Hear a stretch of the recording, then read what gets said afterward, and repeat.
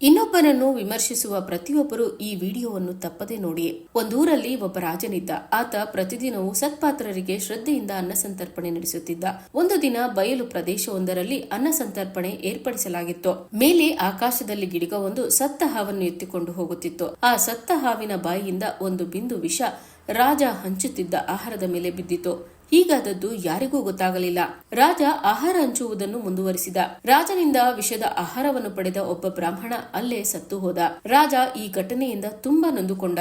ಈಗ ಕರ್ಮಫಲದ ಹಂಚಿಕೆ ಮಾಡುವ ಚಿತ್ರಗುಪ್ತನಿಗೆ ಒಂದು ಸಂದಿಗ್ಧ ಉಂಟಾಯಿತು. ಈ ಘಟನೆಯಲ್ಲಿ ಬ್ರಾಹ್ಮಣನ ಸಾವಿನ ಪಾಪದ ಫಲವನ್ನು ಯಾರ ಲೆಕ್ಕಕ್ಕೆ ಬರೆಯುವುದೆಂದು. ಅದು ಗಿಡುಗನ ತಪ್ಪಲ್ಲ, ಏಕೆಂದರೆ ಅದು ತನ್ನ ಆಹಾರವನ್ನು ತೆಗೆದುಕೊಂಡು ಹೋಗುತ್ತಿತ್ತು. ಸತ್ತ ಹಾವಿನ ತಪ್ಪಂತೂ ಖಂಡಿತ ಅಲ್ಲ.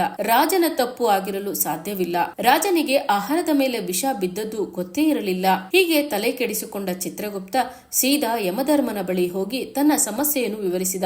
ಯಮಧರ್ಮ ಅವನೊಡನೆ ತಾಳ್ಮೆಯಿಂದ ಕಾಯುವಂತೆ ಹಾಗೂ ಇನ್ನು ಕೆಲವೇ ದಿನಗಳಲ್ಲಿ ಈ ಸಮಸ್ಯೆಗೆ ಉತ್ತರ ಒಳೆಯುವುದಾಗಿಯೂ ತಿಳಿಸಿದ. ಹೀಗಾದ ಕೆಲವು ದಿನಗಳ ನಂತರ ರಾಜನನ್ನು ಭೇಟಿಯಾಗಲು ಕೆಲವು ಮಂದಿ ಬ್ರಾಹ್ಮಣರು ಆ ಊರನ್ನು ಪ್ರವೇಶಿಸಿದರು. ಅರಮನೆಯ ದಾರಿ ಅವರಿಗೆ ಗೊತ್ತಿರಲಿಲ್ಲ. ಅಲ್ಲಿಯೇ ಮಾರ್ಗದ ಬದಿಯಲ್ಲಿ ಕುಳಿತು ಹೂ ಮಾರುತ್ತಿದ್ದ ಹೆಂಗಸಿನೊಡನೆ, ನಿನಗೆ ಅರಮನೆಯ ದಾರಿ ಗೊತ್ತಿದೆಯೇ?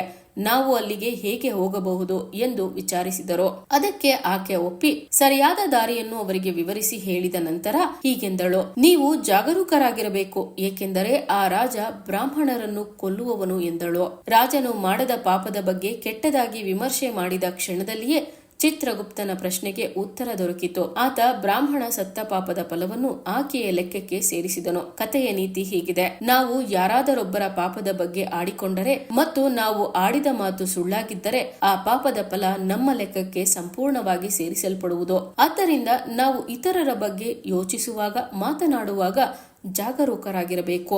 ಹಿಂದೆ ದೊಡ್ಡವರು ಸಹ ಹೇಳುತ್ತಿದ್ದರು, ಮಾಡಿದವರ ಪಾಪ ಆಡಿದವರ ಬಾಯಲ್ಲಿ ಎಂದು.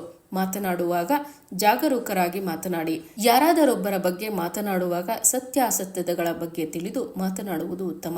ಈ ರೀತಿಯಾದ ಇನ್ನೂ ಹೆಚ್ಚಿನ ವಿಚಾರಗಳನ್ನು ತಿಳಿಯಲು ನಮ್ಮ ಮೈಯಾಚಾರ್ಯ ಯೂಟ್ಯೂಬ್ ಚಾನಲ್ ಅನ್ನು ಸಬ್ಸ್ಕ್ರೈಬ್ ಮಾಡಿಕೊಳ್ಳಿ. ಹಾಗೆ ನಮ್ಮ ಫೇಸ್ಬುಕ್, ಇನ್ಸ್ಟಾಗ್ರಾಮ್ ಚಾನಲ್ ಫಾಲೋ ಮಾಡೋದು ಮರಿಬೇಡಿ.